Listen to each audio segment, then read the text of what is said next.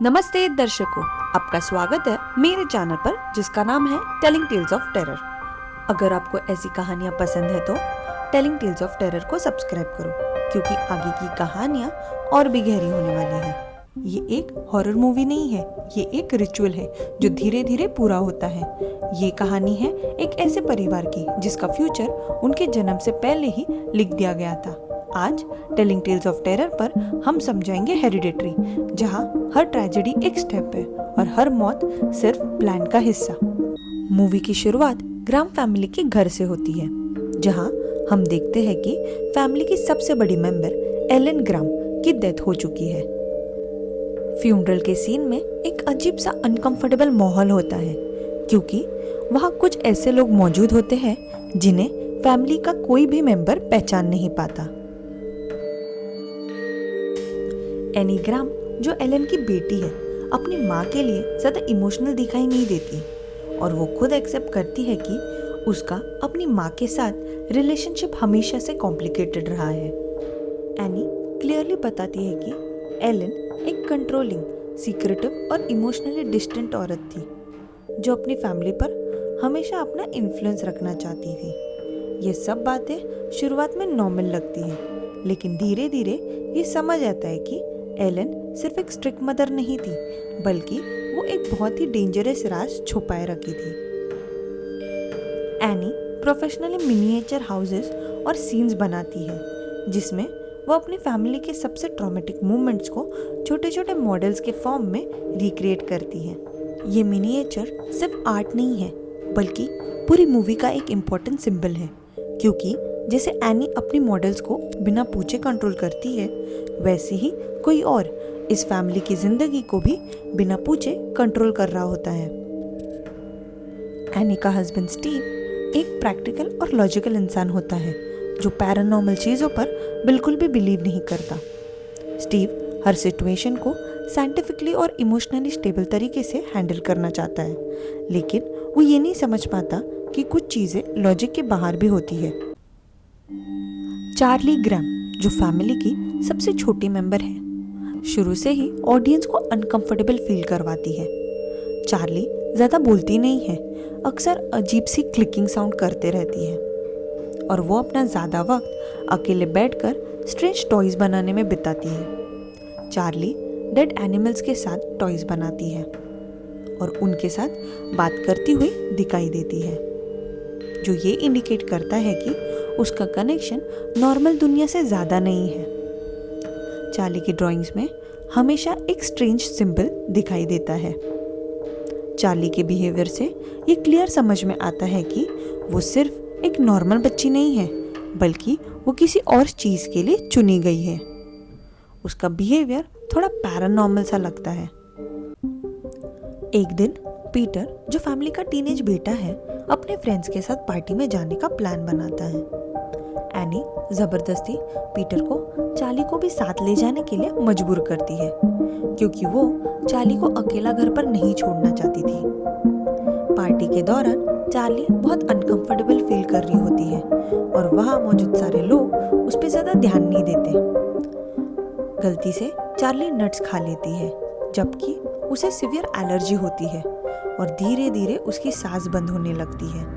Peter panic में Charlie को hospital ले जाने के लिए कार फुल स्पीड में भगाने लगता है, बिना ये सोचे कि वो खुद भी कंट्रोल खो रहा है। चार्ली कार में बहुत स्ट्रगल कर रही होती है और उसे स्ट्रगल करता देख पीटर भी बहुत परेशान हो रहा होता है। सांस लेने के लिए चार्ली अपना सिर कार की विंडो से बाहर निकालती है और रोड पर लगे एक पोल की वजह से उसका सिर उसकी बॉडी से अलग हो जाता है।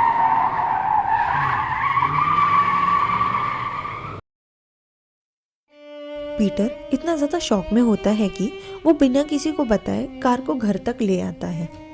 वो अपने बेडरूम में जाकर अपनी बेड पर चुपचाप लेट जाता है। सुबह जब एनी चार्ल्स को देखती है तो उसकी चीख सिर्फ एक माँ का दर्द नहीं होती, बल्कि पूरी मूवी का एक इमोशनली ब्रेकिंग पॉइंट होता है। ये मूवमेंट सिर्फ एक एक्सीडेंट का रिजल्ट नहीं होता, बल्कि एक प्लान्ड सैक्रिफाइस का हिस्सा होता है, जिसे एलन के कल्ट ने बहुत पहले ही डिसाइड कर लिया होता है। चार्ली की डेथ के बाद एनी मेंटली टूट जाती है और वो अपने आप को संभालने के लिए ग्रीफ सपोर्ट ग्रुप ज्वाइन करती है। यहीं पर एनी की मुलाकात होती है जोआन से, जो शुरू में बहुत ही वार्म और समझने वाली औरत लगती है। जोआन एनी को बताती है कि वो अपने डेड ग्रैंडसन की स्पिरिट से बात करती है और वो ये तरीका एनी को भी बता सकती है। पर एनी को ये पता ही नहीं था कि जोआन एलन के कल्ट की एक इम्पोर्टेंट मेंबर होती है। एनी अपने दर्द और गिल्ट के चलते जोआन पर ट्रस्ट कर लेती है। जोआन के कहने पर एनी घर के अंदर सियांस प्रैक्टिस करती है, जिसके दौरान घर की लाइट्स फ्लिकर करने लगती हैं और एक हैवी प्रेजेंस महसूस होती है। एनी को लगता है कि ये चार्ली की स्पिरिट है, लेकिन असल में ये किंग पैमॉन होता है, जो घर के अंदर एंट्री ले चुका होता है। इस मोमेंट के बाद घर हॉन्टेड नहीं रहता, बल्कि पूरी तरीके से पोजेस्ड हो जाता है और फैमिली के हर मेंबर पर इसका असर दिखने लगता है। एनी जब अपनी मदर की चीजें चेक कर रही होती है, तब उसे पता चलता है कि एलन एक डिमोनिक कल्ट की लीडर थी।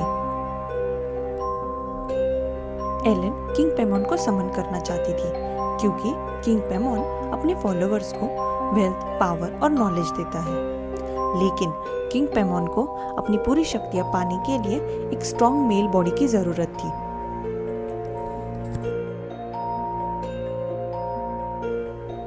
चार्ली फीमेल होने की वजह से सिर्फ एक टेम्परेरी वेसल थी, जबकि असली टारगेट शुरू से ही पीटर रहा है। चार्ली की डेथ के बाद पीटर गिल्ट, नाइटमेयर और हैलुसिनेशन से सफर करने लगता है। स्कूल के अंदर भी उस पर पोजेशन के साइन दिखने लगते हैं और वो खुद को कंट्रोल नहीं कर पाता।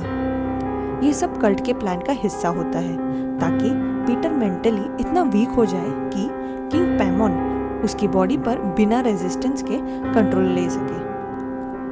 मूवी के फाइनल सीन में हम देखते हैं कि एनी कंप्लीटली पोजेस हो जाती है और वो बहुत ही वियर्ड बिहेव करने लगती है। वो सीलिंग पर क्रॉल करने लगती है।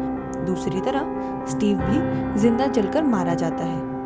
पीटर ये सब देखकर डर जाता है और वो विंडो से जंप कर देता है, जिसके कारण उसकी बॉडी बच तो जाती है, लेकिन उसकी सोल बॉडी छोड़ देती है और इस बॉडी पर कब्जा करता है किंग पैमॉन और वो पीटर की बॉडी के अंदर एंटर कर लेता है। कल्ट मेंबर पीटर की बॉडी को ट्री हाउस में ले जाते हैं, जहां चार्ली की स्पिरिट उसे किंग पैमॉन के रूप में एक्सेप्ट करती है। कल्ट मेंबर अपने नए किंग के सामने झुक जाते हैं और रिचुअल पूरी तरीके से कंप्लीट हो जाता है। इस मूवी में ट्रॉमा, मेंटल इलनेस और कर्स सब कुछ ब्लड लाइन के साथ ट्रैवल करता है। ग्राम फैमिली का कोई भी मेंबर अपनी किस्मत से बच नहीं सकता था, क्योंकि उनकी जिंदगी शुरू से ही किसी और के हाथों में थी। तो दोस्तों, आपको कैसा लगा ये ब्रेकडाउन कमेंट में बताओ, और अगर आपको वीडियो पसंद आया हो तो लाइक, शेयर और सब्सक्राइब जरूर करना। मिलते हैं नेक्स्ट वीडियो में।